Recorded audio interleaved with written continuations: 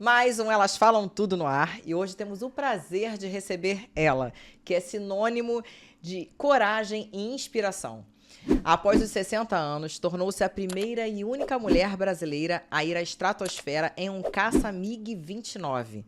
Realizou um voo de gravidade zero, fala 4 idiomas e conheceu 158 países. Nadou com baleias, encarou vulcões ativos, encontrou gorilas em extinção em Uganda e desbravou o Oriente Médio. É recordista pelo Ranking Brasil. Foi condutora da tocha olímpica e voluntária nas Olimpíadas, Paralimpíadas e Copa do Mundo. Eita, quanto título! Seja muito bem-vinda, Dina Barilli. Ah, obrigada. Tava louca para te encontrar e contar minhas aventuras. É um prazer te receber aqui. E, Dina, para começar, como que foi sua infância e juventude? De que forma esse período influenciou o seu desejo por tantos desafios e aventuras fora do comum? Olha, a infância e a adolescência foi como meus pais vieram fugidos do pós-guerra da Itália. Então, eu tenho, acho que no sangue, aquele medo deles com o futuro, preocupação com o futuro. Então, eu só pensava em estudar. Já com 10 anos, eu aprendia acordeão, fazia admissão, fazia curso de italiano. Porque, olha só, os meus pais eram da Itália, mas lá na Itália tem vários dialetos, né? Cada cidadezinha fala um. E meus pais conversavam entre eles em dialeto. E alguém, assim, sei lá, no que pensou, falou para eles, olha, não converse em italiano com ela, porque senão ela não vai aprender o português. Então, pararam de falar italiano, só se falava português em casa. Aí, com 10 anos, eu comecei a estudar. Mas você nasceu lá na Itália também? Não, eu nasci aqui. Ah, você é brasileira. Sou brasileira. Eles vieram... eu nasci 3 anos depois que eles já estavam aqui no Brasil. Ah, que legal. Aí você começou a aprender o português, né? Já que eles estavam falando português. Ah, sim. Mas aí, como eu tinha nascido aqui, eu falava português mesmo, né? Entre a gente, colegas. É como se não disse italiano. E esse teu jeito, assim, aventureiro, veio do quê? Da mãe ou do pai? Não sei, de nenhum dos dois. Meu pai era caseiríssimo, não queria sair de casa para nada, só ficava em casa. E minha mãe, ela gostaria, assim, é curiosa, ela gosta, ela assiste pela televisão. Agora ela já tem 89 anos, então ela acha interessante, assim, os países... Ela me liga, quando vê alguma coisa de turismo, ela fala, Dina, você já foi para tal lugar? Tá passando em tal canal. Então, você é filha única, Dina? Sou filha única. Olha. É, porque isso sempre pensando no futuro, né? Eles achavam que não tinham condições de... Meu pai era sapateiro, consertava, né? Não era que ele fazia, ele consertava. Então, não ganhava muito. E minha mãe era dona de casa, assim, cuidava de mim. E aí eles tinham medo de ter outro filho e não ter condições de educar, né? Então ficaram comigo mesmo só. E durante sua formação escolar e acadêmica, havia algum indício de que você se tornaria uma exploradora tão destemida e internacionalmente reconhecida? Não, nem eu sabia, porque eu nunca tinha viajado. Você chegou a fazer faculdade de quê? Eu fiz primeiro bacharelado em estatística, mas assim, não tinha muita orientação, meus pais não tinham muito conhecimento, e como eu era muito boa em matemática, eu falei, vou fazer matemática, estatística, mas não sabia. Aí, durante a faculdade, eu fui tendo mais conhecimento, mais informação, e aí depois eu fiz ciências atuariais, que eu falei, eu acho que o futuro está nas ciências atuariais, que é para lidar com previdência privada, seguros, né? E depois eu fiz jornalismo. Oh, minha parceira de jornalismo, que bacana, comunicativa. Escrevendo, eu sou comunicativa, eu gosto de escrever. Agora, falar, não sou muito. E falar 4 idiomas é uma conquista significativa. Em que momento da sua vida você decidiu investir e aprender essas línguas? Bem, eu, desde criança, pensava em estudar, me formar, então fazia o máximo de coisas possíveis. Então, primeiro foi italiano, aí depois eu comecei a fazer inglês, porque eu achava que para ter um bom emprego eu precisava falar inglês. Aí, na minha primeira viagem, o guia falava espanhol, né, com a gente. Aí eu falei assim, interessante, porque eu achava que só o inglês que era uma língua universal. Mas aí eu vi que os guias todos não sabiam falar português, falavam castelhano. Então eu achei por bem estudar castelhano. Aí depois eu comecei a namorar um alemão. Ele... Nossa, alemão é difícil demais. Demais. Ele era... E morava na Suíça. Aí eu comecei a estudar alemão, mas quando terminou o namoro, eu falei, chega. Ufa, que alívio. Que alívio. Porque, além do mais, ele falava, o seu sotaque não é muito bom, parece de uma pessoa do interior. Eu falei, mas olha, eu estou me esforçando. Estou me esforçando ao máximo, você ainda vem me criticar? Isso. É mole? E antes dos 60 anos, como era a sua carreira profissional e quais decisões foram determinantes para a transição para esse novo estilo de vida aventureiro? Antes eu trabalhava com previdência privada, né? Era Banespa, depois passou a ser Santander. Então, eram coisas separadas, né? Quando não era período de férias, eu focava aí no trabalho. Que não tinha nada a ver com aventura, nada. Mas você conseguiu juntar bastante dinheiro nisso? Não? Mas isso desde os 10 anos. Eu comecei a dar aula particular com 10 anos, você acredita? Olha. Eu era tão boa em matemática, né, que eu comentei, e português. Aí o professor falava para as meninas, peguem aula particular com a Dina, né? Com 10 anos de idade? 10 anos de idade. Uma criança, com 10 anos eu já levava a vida meio pensamento de adulta, aí né? Juntava dinheirinho, foi juntando. Aí eu nunca gastava, vou gastar meu salário todo, era metade bem guardadinho e usava para o que eu precisava.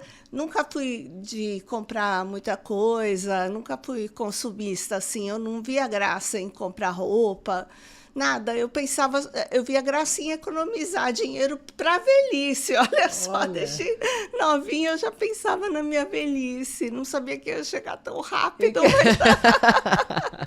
É verdade, a vida voa, né? E você tá ótima. Obrigada. Em um país como o Brasil, onde a ideia de se reinventar depois dos 60 anos ainda é um tabu para muitos, como que você rompeu essa barreira e o que te motivou a buscar desafios tão ousados? Eu não me vejo assim com mais de 60 anos, né? Eu falo, eu vou fazer bastante coisa agora, porque quando eu tiver mais idade, não vai dar para fazer. Então, e é engraçado, minha mãe... Eu acho isso ótimo. Às vezes eu falo para minha mãe, a senhora não pode fazer isso, não pode, a senhora cai, a senhora é idosa. Ela fala, você também é? Eu falo, eu? Você pratica atividade física?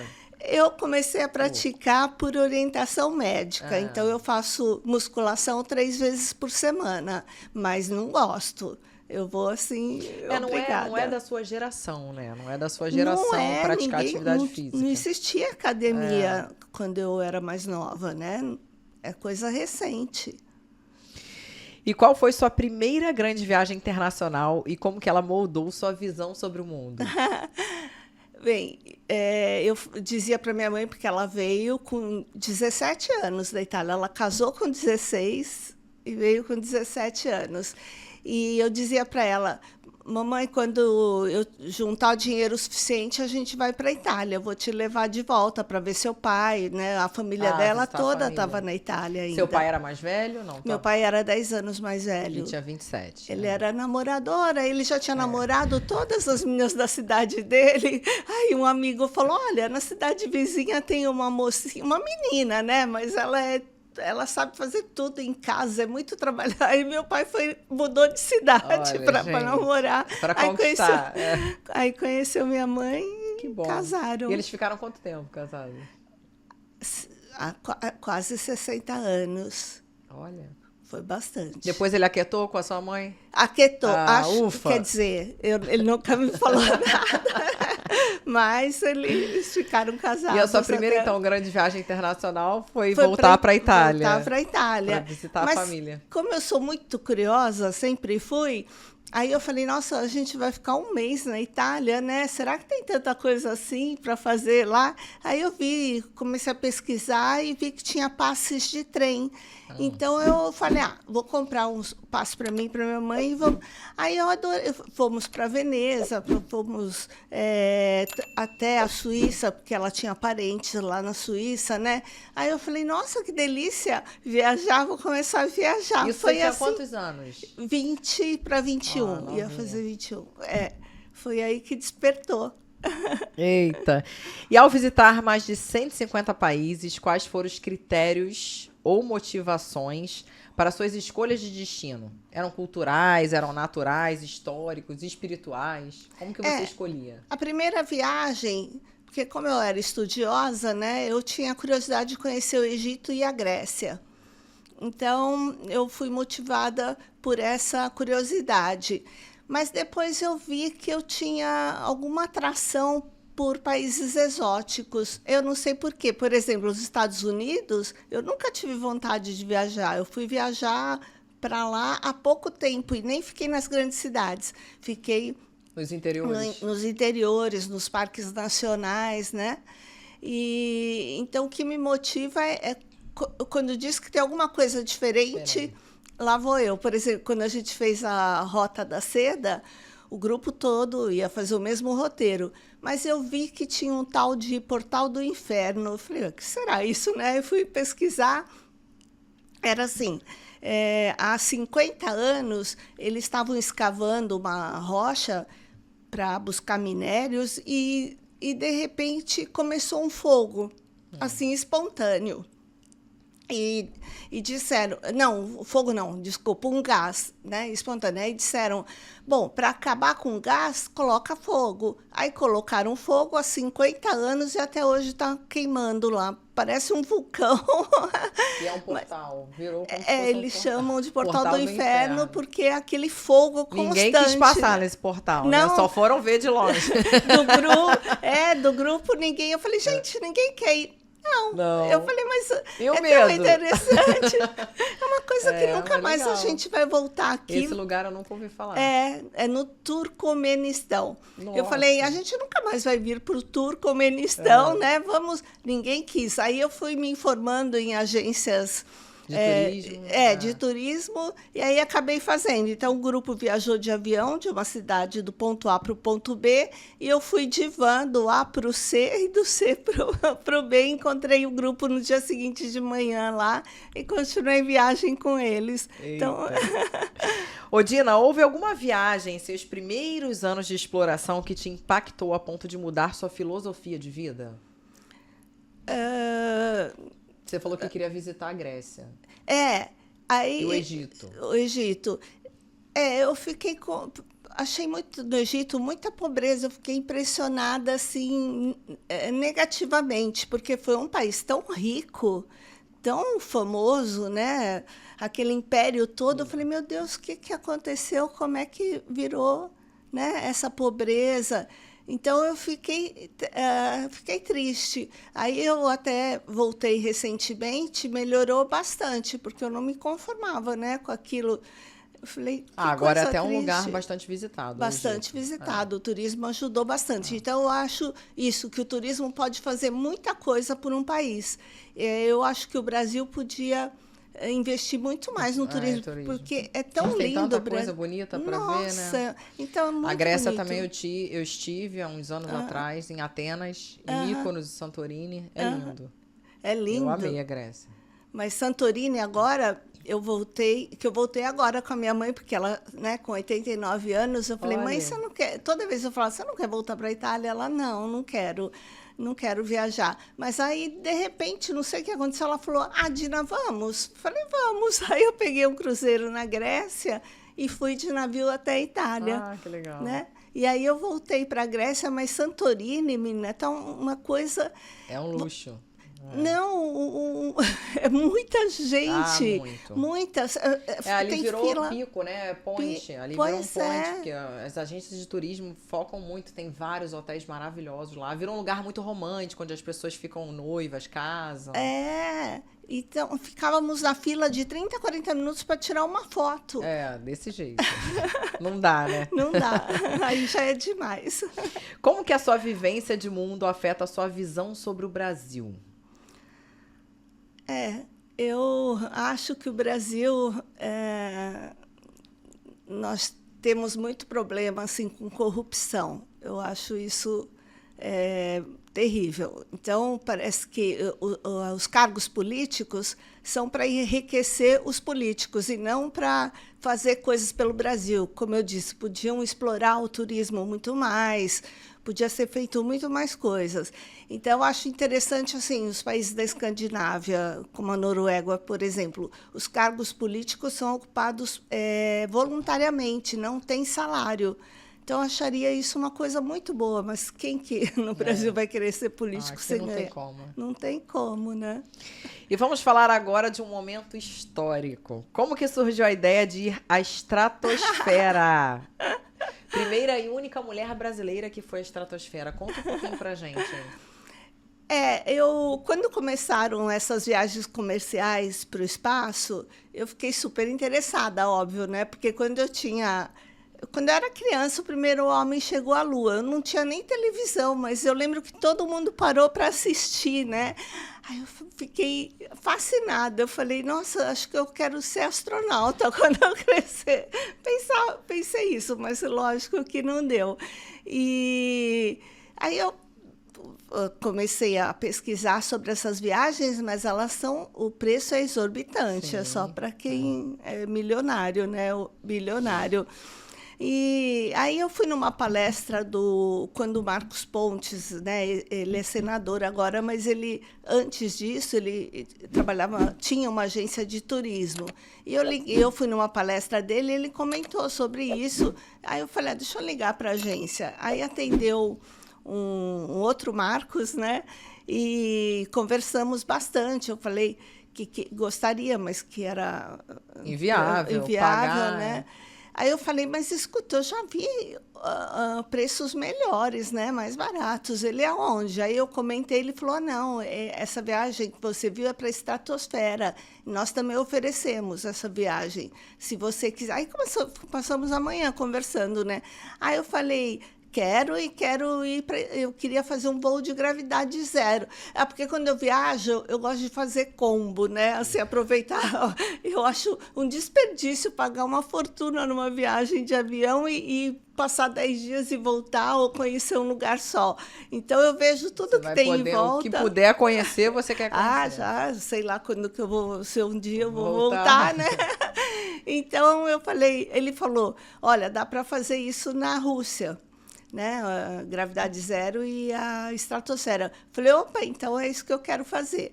Aí ele disse que eu tinha que me preparar e passar numa médica de esportes radicais, tudo, e quando tivesse uma data... Até para ver se seu corpo aguenta, né? Isso. Aí, quando surgiu a data com essa possibilidade, eu namorava um inglês, aí eu tinha acabado de marcar uma viagem com ele para Madagascar. Aí eu falei, puxa vida, né? Não vai dar. Acabei de marcar a viagem, mas fiquei com aquilo na cabeça. Eu falei, eu nunca deixei de fazer nada por causa de namorado. Quando o namorado falava viagem, ou eu nem pestanejava, falava viagem. Era a viagem. A viagem. E ele que fique lá esperando, ou então vamos para o próximo. Então eu falei, por que agora eu tô tão hesitante, né? E fiquei com aquilo na cabeça. Aí assisti um filme do 007...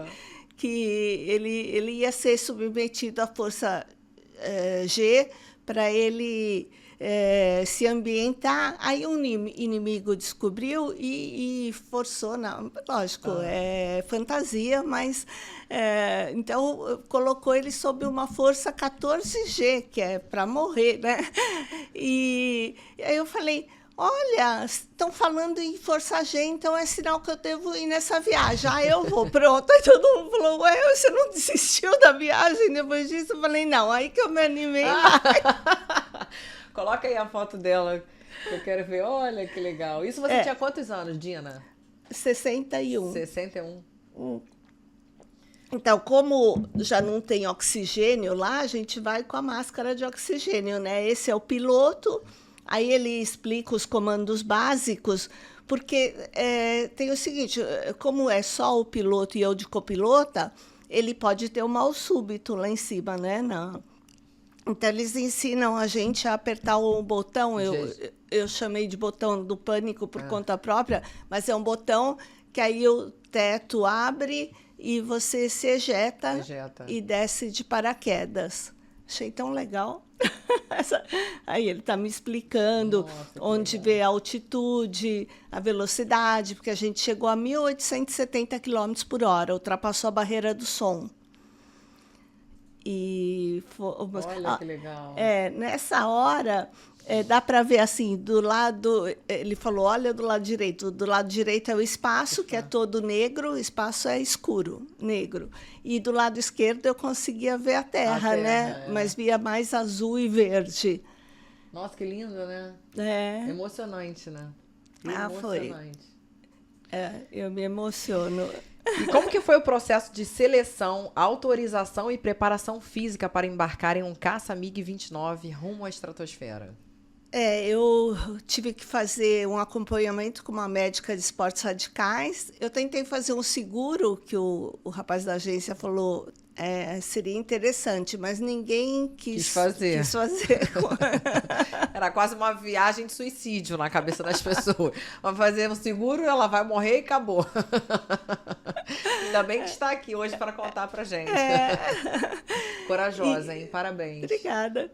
Eu estava gordinha nessa época, né? E estava com a pressão alta. Depois que meu pai faleceu, minha pressão assim, ela descontrolou. Também. E aí a médica falou, temos que controlar essa pressão. Comecei a tomar um remedinho para pressão, fazer academia, mas do meu jeito, só esteira, né? Porque eu vou olhar, não, outra coisa já é pedir demais. Então, nesses meses que antecederam a viagem, eu fiquei indo para academia, para esteira, e tomei esse remedinho que controlava a pressão. E aí, basicamente, foi isso. Mas foi de boa? Você chegou a passar mal? Teve vontade de vomitar? Alguma coisa desse tipo? Bom, eu vomitei. Pode falar. Porque, assim, aqui elas falam tudo. Pode falar. Dá vontade, assim, né? Na ida, tudo bem, tranquilíssimo, né? Aí, quando ele falou... Subida. Na subida. E é na vertical, assim, a subida, né?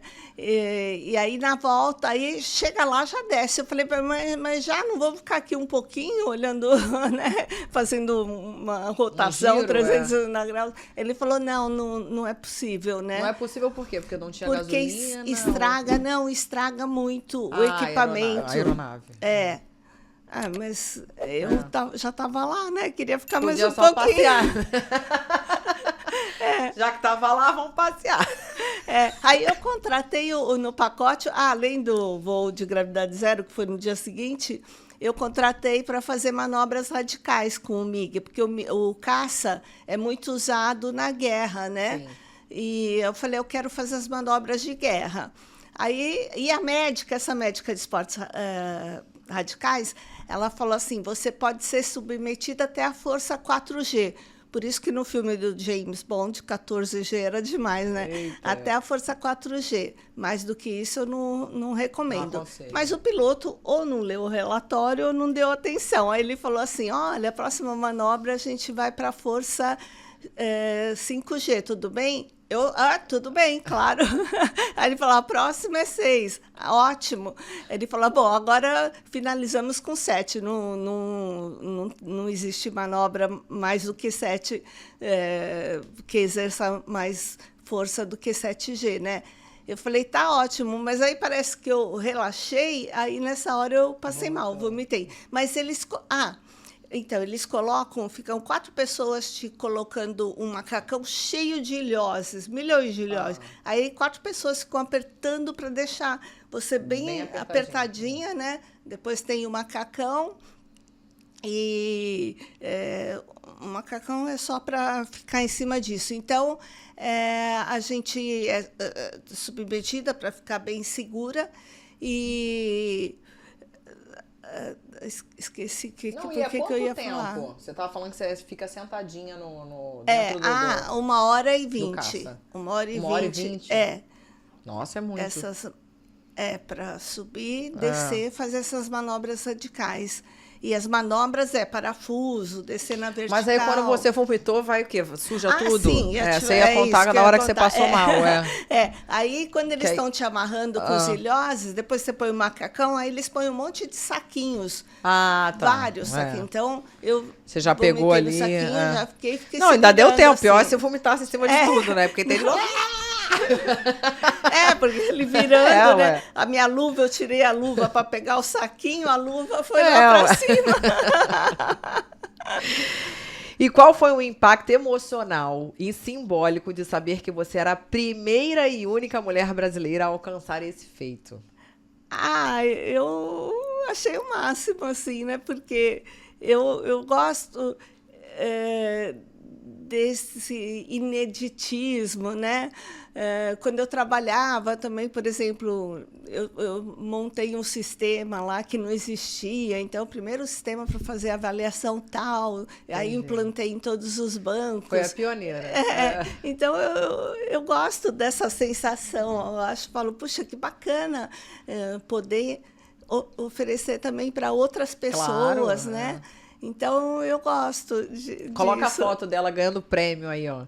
Como que foi o reconhecimento pelo Ranking Brasil que transformou sua relação com a mídia, o público e a sua própria trajetória? Conta um pouquinho desse prêmio. Esse troféu, porque tem... todo mundo conhece o prêmio que é... como é o nome? Do ranking. Não, o outro. Guinness Book? O Guinness. Todo mundo conhece o Guinness, né? Mas o Ranking Brasil, ele é nosso, né? Propriedade nossa. E aí ele reconhece os recordes de brasileiros. Sim. Então, aí eles pesquisaram e viram que eu era a única. Mas eles me deram o troféu como primeira, porque eles disseram que com o tempo pode ter outras, eu não vou ser a única. Então, mas até hoje não teve outra? Não, até mulher? Hoje não. Eita, quem vai ser a corajosa?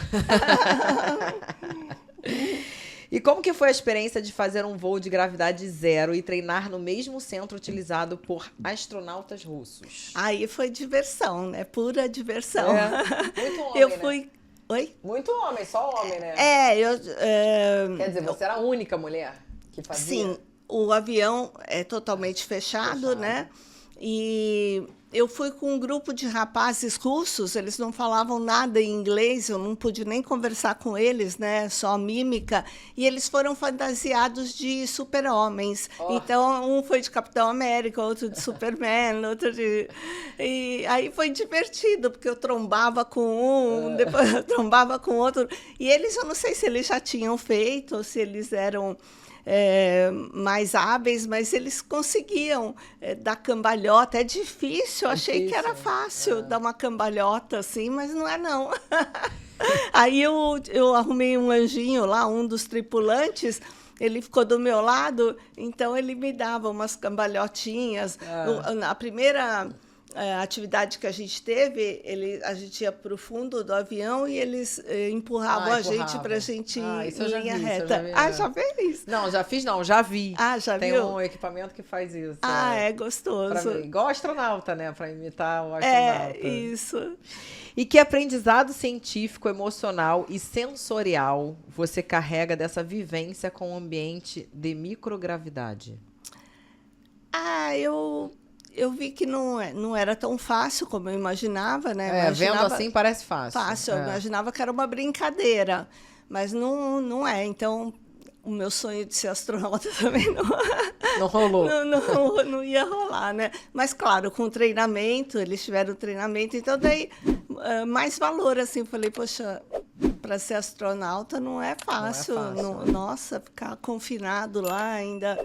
ter que pegar essa habilidade toda, E muito né? tempo, né? Astronauta fica muito tempo.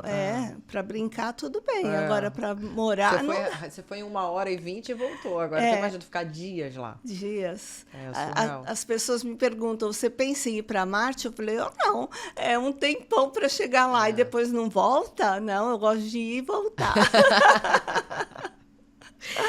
E como que você se envolveu com o voluntariado em eventos esportivos como a Copa do Mundo, Olimpíadas e Paralimpíadas? Conta pra gente. Eu não sabia se eu ia conseguir comprar todos os ingressos para ver. Então, uma forma de eu participar e ajudar, né? Porque eu gosto de falar como eu falo outros idiomas, eu gosto de ajudar, eu gosto de, quando eu viajo, eu falo muito sobre o Brasil, então eu indico lugares, me ofereço para fazer um roteiro, né? Mas para estranhos? Para estranhos. Não falo que para estranhos eu não gosto de, não falo que eu vou viajar junto, mas eu gosto muito de ajudar, assim, o que eu puder.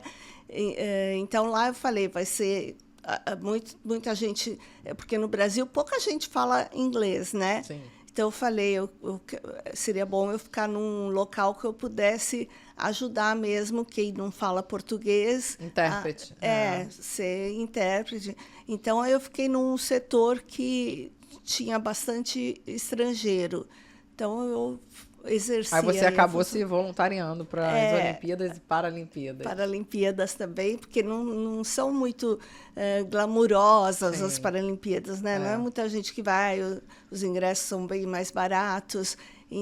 Aí eu achei que era importante eu estar nesse meio. E você participou também do revezamento da tocha olímpica em São Paulo. Como é que foi esse momento para você?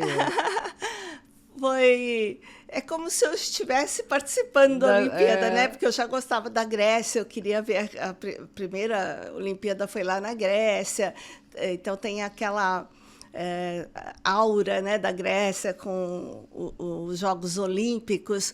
Então, é como se eu estivesse participando da Olimpíada, já que eu não pude. Quando eu jogava vôlei, jogava muito bem, mas eu parei de crescer com 10 anos, olha só. Aí Quando eu cheguei aqui no estúdio, eu já sou alta, eu tenho 1,75 m. Quando dá boto salto, vou para 1,80 m. Ela, nossa, você é grande, fiquei baixinha do seu lado. Eu sempre sou baixinha, né? Então, uma forma de eu estar lá participando, né? Eu achei muito gostoso. Muito legal. E recentemente você esteve na borda de um dos vulcões mais ativos do mundo. Pode nos descrever como foi essa experiência? Minha paixão... Foi aonde? Minha paixão são os vulcões e desertos, vai saber por quê, né? Coisa exótica, deserto e vulcão. Então, eu já fiz várias tentativas de ver vulcão ativo. Quando o Kilauea, no Havaí, estava em erupção, eu me preparei para ir. Aí, como disseram que ele ia ficar em erupção uns 8 meses, pela atividade que estava muito grande, eu falei, bom, então eu vou ver com certeza, né? Cheguei lá, ele parou um dia antes. Um dia antes. Eu falei, não é possível. Ainda eu consegui pegar um barco para ver o resto da lava caindo no mar. Foi o que eu consegui ver, né? Vindo assim... conforme ele caía no mar, se solidificava e formava mais outras terras, né? Aí eu fui para La Palma, quando teve o Cumbre Vieja, quando teve o vulcão lá. E aí esse eu fiquei desesperada, falei, eu preciso ir logo, porque ele vai... E o pessoal da agência, eu contei para o pessoal da agência, eles, então vem logo, Dina, para parar o vulcão. Eu falei, né? Porque eu já tinha ido para a Ilha Reunião, também aconteceu a mesma coisa, ele ficou quietinho nos dias que eu fiquei lá, né? Eu falei, não é possível. E aí eu fui para La Palma e vi. Mas a 3 quilômetros de distância. Eu queria ver de perto, né? Nunca Mas não pode chegar tão perto, pode? Não pode. Não. Mas a menor distância que podia eram uns 3 quilômetros. Até pela temperatura também. E por toxinas, deve ser, né? Que sai da lava. A toxicidade é muito grande. E... Você chegou aí com máscara ou foi normal, sem nada? Não, mesmo à distância usamos máscara. E aí deu para ver, né, os cumes assim com a lava, dava para ver indo para o mar, mas eu queria mais, né? Aí eu fui pro agora queria aventura, né, Dina? Aí agora eu fui para o Pacífico Sul. Então fiquei pesquisando, fui em 7 ilhas. Eu fiquei o ponto central era Fiji e eu me locomovia lá de Fiji ou de uma ilha para outra quando era possível. É que só tinha voo uma vez por semana de uma ilha para outra. Aí era Nossa, essa viagem foi a mais complicada que eu organizei na vida, né? Aí eu já tinha lido que em Vanuatu tinha algumas erupções, né? Eu falava, eu queria ir, mas é difícil chegar lá. São 3 dias e 4 voos para chegar em Vanuatu. Aí eu estava lá, pesquisei e aí vi que esse vulcão, ele é o vulcão ativo mais acessível do mundo. Você consegue chegar na borda e ver a lava, sentir os terremotinhos, né? E eu falei, então eu vou. Aí eu fui para Vanuatu, além desses, né, 4 voos depois de Fiji para Vanuatu, mais um voo de Vanuatu para Ilha Tana, mais um voo para chegar nesse vulcão. E conseguiu? Consegui. Ufa! Mas não são grandes erupções, né? É a lava que está ali constantemente, o magma a gente vê, é possível ver uma noite mais, outra noite menos. Então, fui 2 noites para ver o máximo possível, já que estava lá. E em sua viagem aí, que você já citou do Pacífico do Sul, você nadou com baleias jubarte e seus filhotes. Pode nos contar em detalhes como que foi essa aproximação com esse animal tão gigante do oceano? É o único lugar do mundo onde eles permitem nadar com as baleias. Aí a gente pega um barco e vai para alto mar mesmo, né? Vai uns 40, 50 minutos em barco. Você não ficou com medo, não, Dina? Não, eu estava ansiosa, porque a minha preocupação era... Eu não nado bem. Eu falava, como é que eu vou... Nadar, quer dizer, eu dou minhas braçadas, mas eu falei, como é que eu vou alcançar uma baleia, né? Chegar perto. Então, eu estava nervosa por causa disso. Eu falei, se eu chegar lá, todo mundo vê... E eu não vejo. Eu vou ficar frustrada, Então, eu estava, assim, angustiada. Mas aí, quando eles viram o primeiro sinal de baleia, aí o barco para e a gente para distante. Ela que se aproxima? Não, a gente tem que nadar de encontro. Mas elas são tranquilas? Não atacam? Nem ligam, elas continuam o curso delas, né? E a gente que se vire para alcançar. Mas quando chega perto, elas não atacam nada. Uma delas chegou perto do nosso barco, aí ela deu uma rabada assim. Porque uma rabada dessa aí na gente mata, né? Nossa, encheu o barco de água. Né? Eu já vi, só no Google. Você viu? Uma rabada dessa aí, pá, na cabeça matou a pessoa. Matou. Mas a gente nada ao lado dela e com o filhotinho. Ai, meu Deus, que coisa mais... Assim, acho que saiu até lá debaixo d'água, não deu para... Mas eu falei, ai, meu Deus, só Deus. Deve ser emocionante. Todas as criaturas. É isso que eu queria saber, em termos de impacto emocional, como que é essa interação aí com a natureza?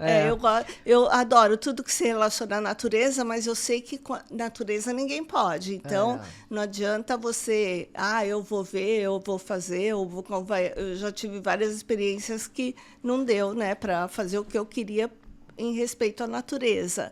Então, tanto que para o nado com as baleias, eu reservei 2 dias. Falei, se eu não vejo num dia, no outro, né, tem mais. Aliás, reservei 3. Eles falaram, pode reservar 3, que se você conseguir ver no primeiro e no segundo dia, a gente devolve o dinheiro do terceiro. Aí deu tudo certo. E como que essa interação aí com a natureza contribui para a sua evolução pessoal?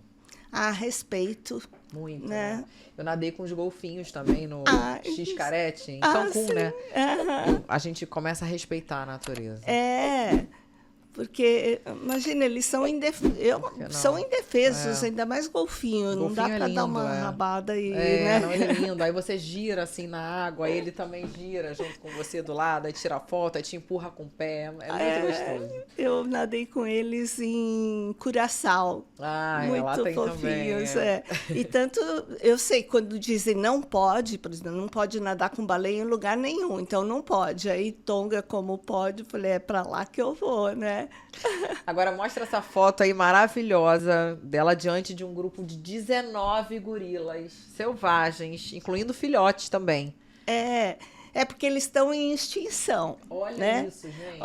Aquele lá é o dono da tribo. Da tribo, olha como ele fica, de braços cruzados, olhando. Tipo, aqui quem manda sou eu. Né? Sou eu.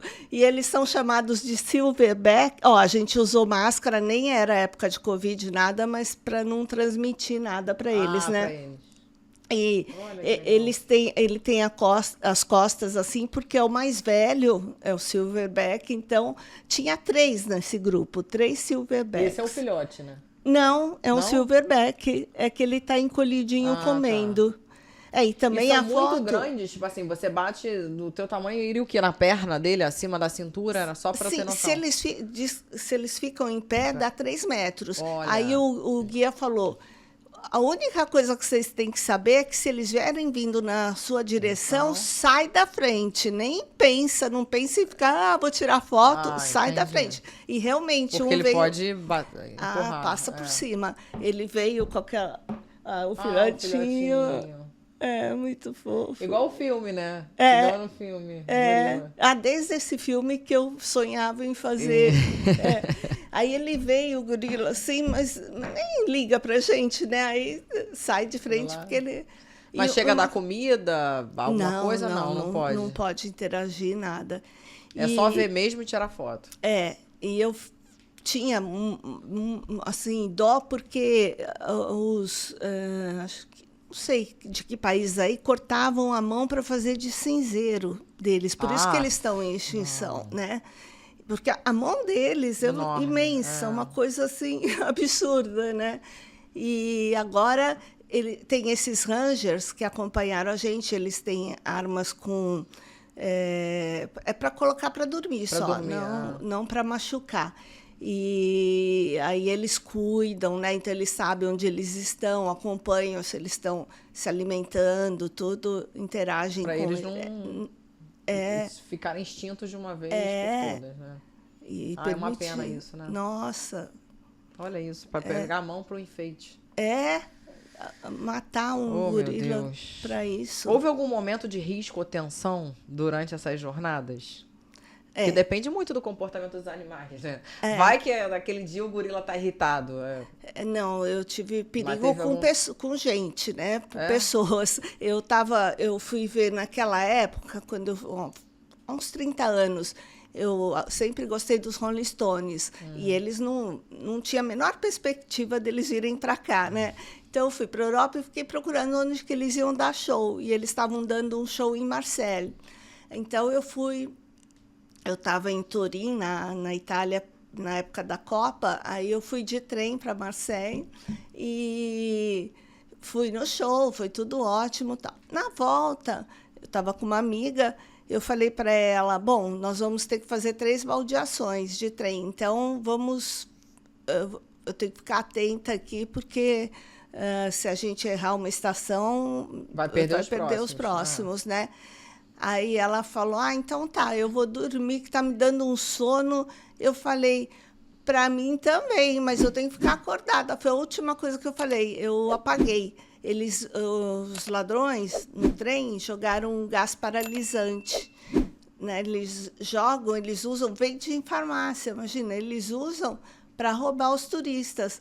Aí você sente tudo que está acontecendo e não consegue se mexer, fica paralisada mesmo. Aí, quando eu consegui acordar, eu saí correndo ver se eu encontrava a bolsa, porque levaram as nossas bolsas, né, com tudo dentro. Ainda minha amiga não quis usar esse bolso que a gente usa na roupa. Para guardar um dinheirinho, um documento. Isso é necessário lá fora. Eu sempre uso também. Eu também, mas ela não quis, levaram todo o dinheiro dela que eu tinha emprestado para ela, né? Eita. Então era meu dinheiro, e até hoje eu não vi esse dinheiro. Não viu a cor do dinheiro da amiga. Então roubaram o meu e o dela. E aí, como eu não vi nada, eu falei para minha amiga, eu falei, ó, na próxima estação eles devem descer para fugir, né? E eu vou descer também para ir atrás deles. Aí encontrei um guarda, expliquei a situação, aí o guarda disse que ia atrás deles, mas aí o guarda veio e falou, a gente conseguiu achar 2, mas o que está com as bolsas fugiu. Sei lá, se era verdade, a gente falou que tinha dinheiro lá, tudo, né?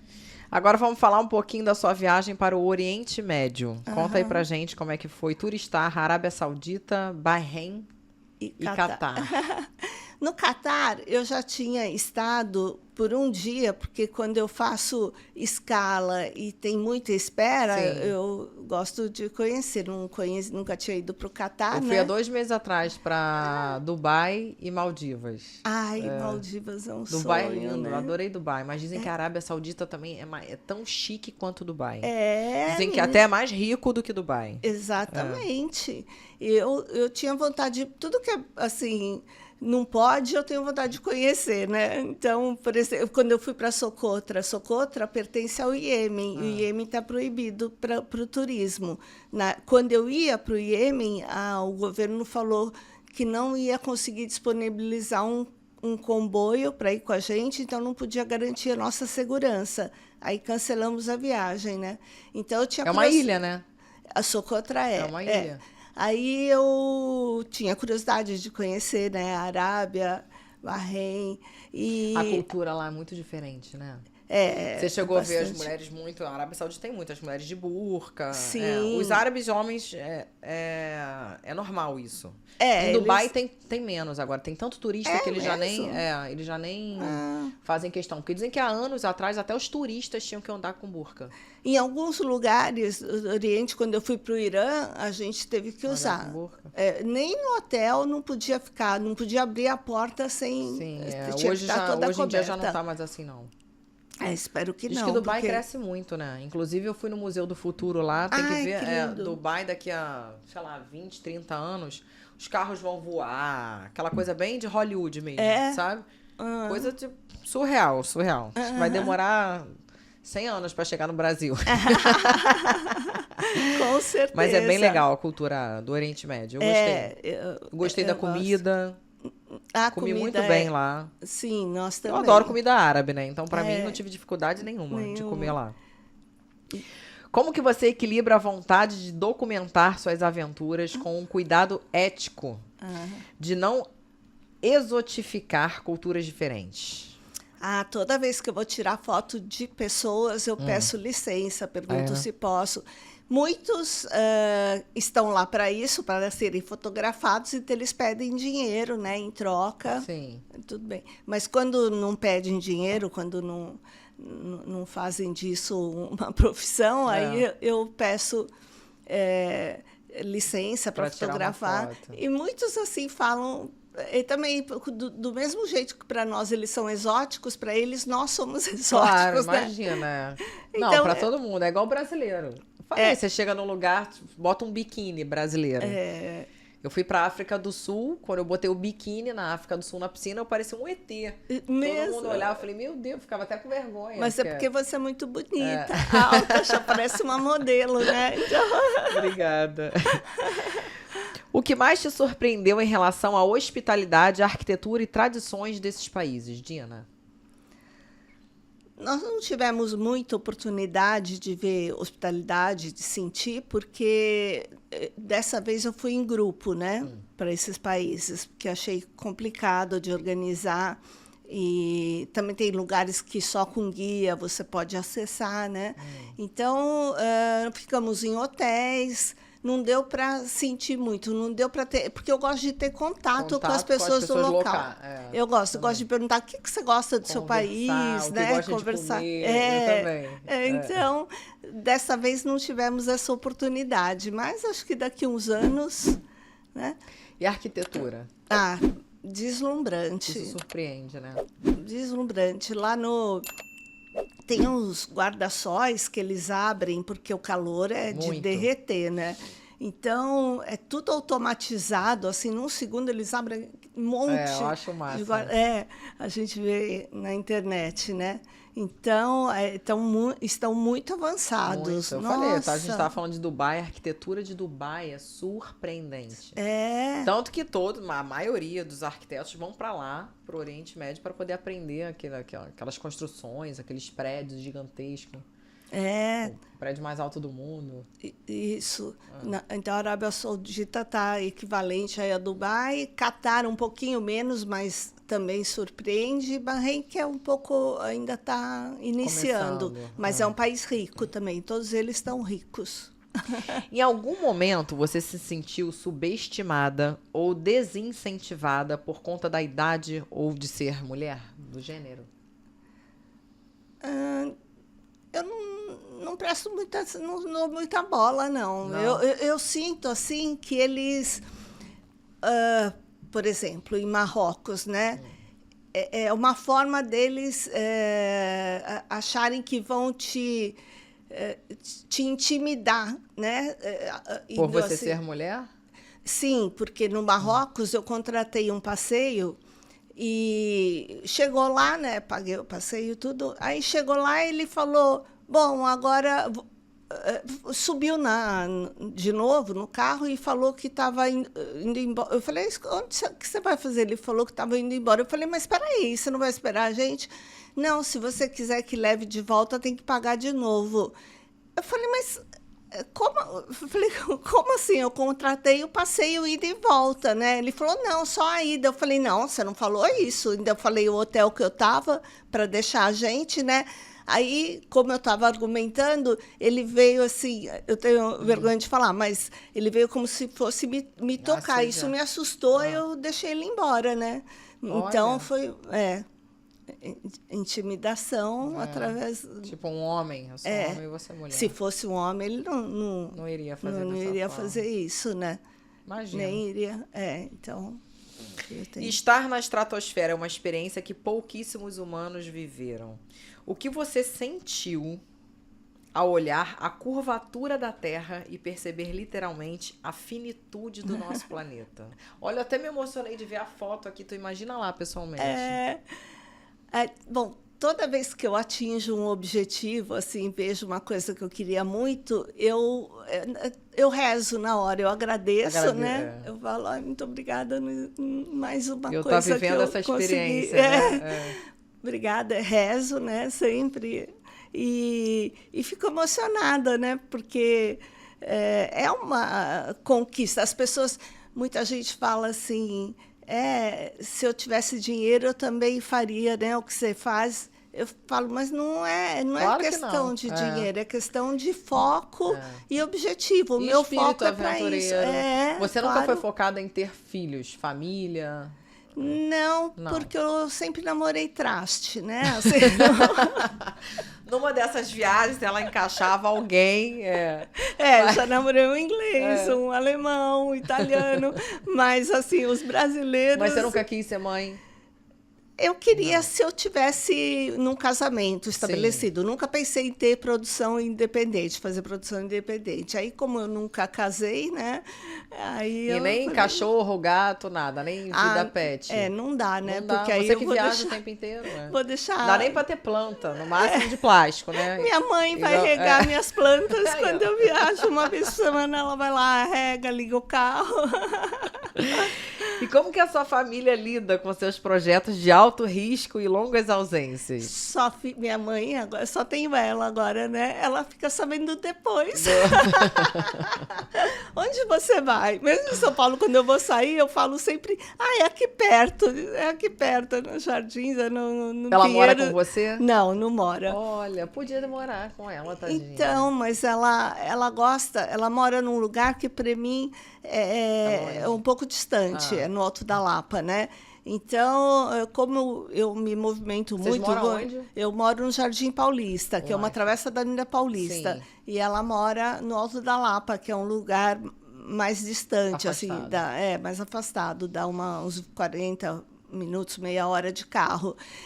Para mim é complicado, seria complicado morar com ela, e para ela não gosta. Dessa vida muito agitada. Não ali. gosta. E lá o pessoal trata ela muito bem, todo mundo adora já mora minha ali há mãe. anos, né? Que legal. O pessoal- Beijo para ela. Qual o nome dela? Maria. Um beijo, Maria. Em algum Ela é muito momento fofa. você já se considerou parar com as viagens de aventura por conta de limitações físicas ou algum medo ou pressão social? Não, pelo contrário, eu acelero, porque eu não sei, eu nasci com fibromialgia, né? Ninguém sabia o que era fibromialgia, foi descoberto acho que há 30 anos, 35 anos, eu sentia dor no corpo todo. Minha mãe disse que quando eu comecei a andar, que eu queria andar, quando eu comecei a andar, eu comecei a chorar, assim, de dor no pezinho, e tanto que ela tentava descobrir o que eu tinha dor, né, no pezinho, levava no médico. E aí eu sentia, eu jogava vôlei, eu ficava Sentia dor toda nas roxa, era uma articulações. dor, eu precisava pôr gelo. Mas eu achava, por exemplo, eu ia na igreja, ajoelhar, eu não conseguia ficar ajoelhada. Eu segurava assim para levantar o joelho. Falava, gente, mas se os outros conseguem, por que eu não consigo, né? Eu achava que todo mundo sentia dor, que dor era uma coisa que todo mundo tinha, né? Então, isso aí... Bom, mas isso é bom porque, como eu estou acostumada com dor e eu vivo me machucando, então aí eu não ligo, né? Eu falo, depois passa. Oh, meu Essa Deus. dor, quando eu me machuco, depois passa. A fibromialgia não passa, né? Mas eu tenho medo, eu não sei quanto tempo que eu vou conseguir fazer tudo Aí que você quer acelerar nas viagens. Né? acelerar. Eu fraturei os 2 tornozelos no vulcão lá de La Palma, né? Fez cirurgia? De tanto andar, de tanto forçar. Porque na Islândia também, eu fui no interior entrei, né, num vulcão, super interessante. Mas eu fui virando o pé, as pedras no caminho, assim, acabei com os meus tornozelos. Já fiz milhões de fisioterapia, mesmo? infiltração, e eu sinto dor. Então, meu pior medo é Mas não nunca conseguir fez andar. cirurgia? Não, Cirurgia, nunca fiz. Tenho medo, né? E você sente que o seu legado vai além do número de países visitados e entra num campo da inspiração e quebra de paradigmas sobre envelhecimento? Sim, porque eu nunca me preocupei com quantidade, né? As pessoas às vezes me perguntam, você pretende conhecer os 192 países? Eu falo, acho que não, porque eu gosto de ir para lugares onde eu tenho interesse, não só. Eu tenho amigas assim. Só para dizer que conheceu e é mais um país que você visitou. Isso, uma amiga uma vez queria atravessar do Zâmbia para o Zimbábue só para ter o carimbo do Zimbábue pro passaporte. Eu falei, mas que passeio nós vamos fazer lá? Não, só atravessar e voltar. Eu falei, não, eu não vejo graça, né? Então, o número de países... Você guarda seus passaportes? Agora eu guardo, mas antigamente, não. você é nova ainda, não podia. Quando você ia tirar novo passaporte, você tinha que entregar o anterior. Olha. Não, eu peguei isso. Ah, agora não, mesmo? agora ainda. Não. Agora... O meu primeiro passaporte eu tive que entregar. Ah. Porque eu fiz pequena, muito pequena, eu era bebê. Que judiação. Igual minha filha. Minha filha, quando nasceu, eu já fiz o passaporte dela. Jura? Ah, que linda. Agora não tem mais isso, agora você pode guardar de recordação. Pois é. Né? Poder comprovar onde você foi. E qual foi o momento mais perigoso que você já enfrentou em uma de suas aventuras e como que você lidou com esse medo? Eu antes de ir para a estratosfera, eu fui para Madagascar e lá conta. Eu me machuquei, né? E fiquei com febre e tudo. Aí quando eu cheguei, fui para a reunião, eu cheguei lá, disseram que eu podia estar com não é cólera, malária, uma coisa, não me lembro mais que doença que alguma doença daquela. Que eu poderia estar. Aí eu falei, meu Deus, mas eu vou em uma semana para a estratosfera, não?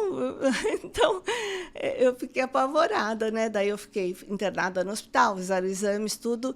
Não, é que infeccionou um machucado. Uma amiga falou assim, esse esparadrapo que eu vou te dar é um que eu trouxe dos Estados Unidos, você põe e não precisa tirar até cicatrizar. E não tinha infeccionado o raio do machucado.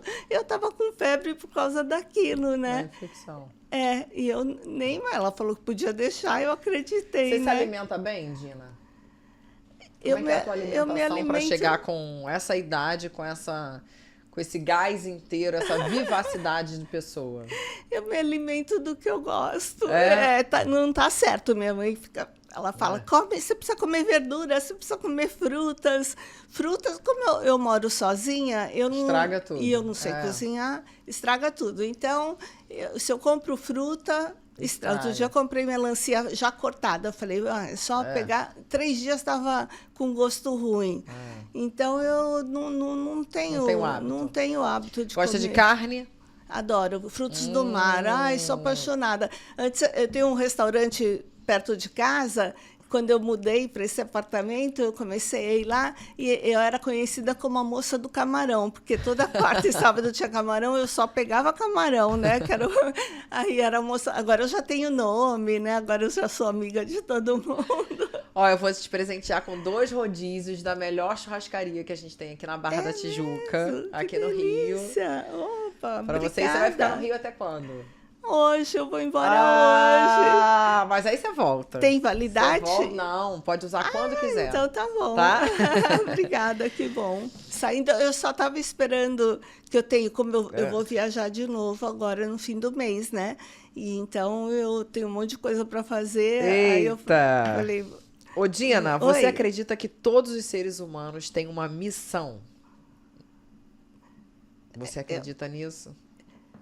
eu acho que todo mundo tem, mas muita gente não quer, não olha para isso, prefere, porque dá trabalho, né? Ajudar os outros, fazer algo pelos outros. Então as pessoas falam, não quero nem saber. E qual é a sua? Não tem. Qual é a sua missão nessa vida?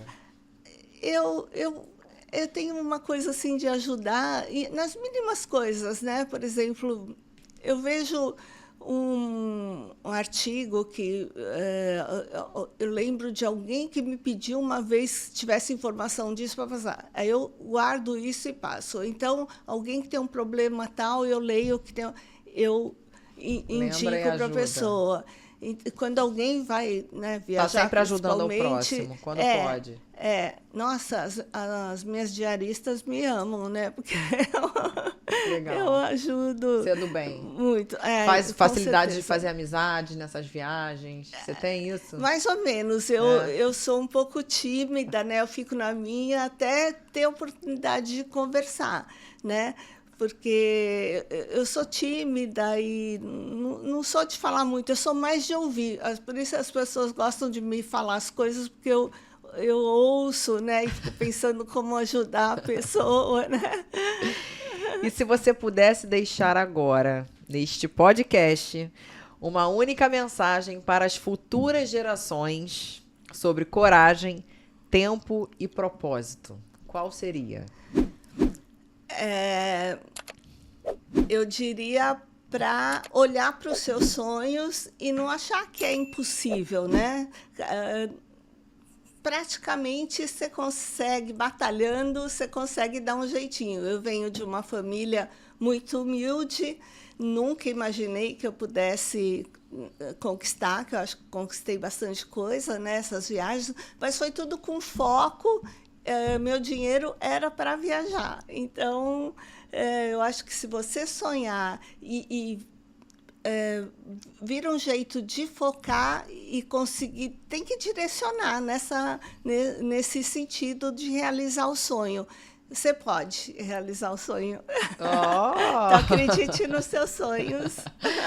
Foi um prazer enorme te receber aqui. Eu adorei te conhecer pessoalmente. Eu também gostei Uma pessoa que entrou em contato comigo pela rede social. Eu falei assim, com o maior prazer eu te levo lá para você contar as suas experiências de vida. E eu fiquei até hoje para vir aqui. Que você consiga conquistar mais sonhos seus. Obrigada. Desbravar tantos lugares que você ainda queira conhecer. Sim. Uma inspiração como mulher.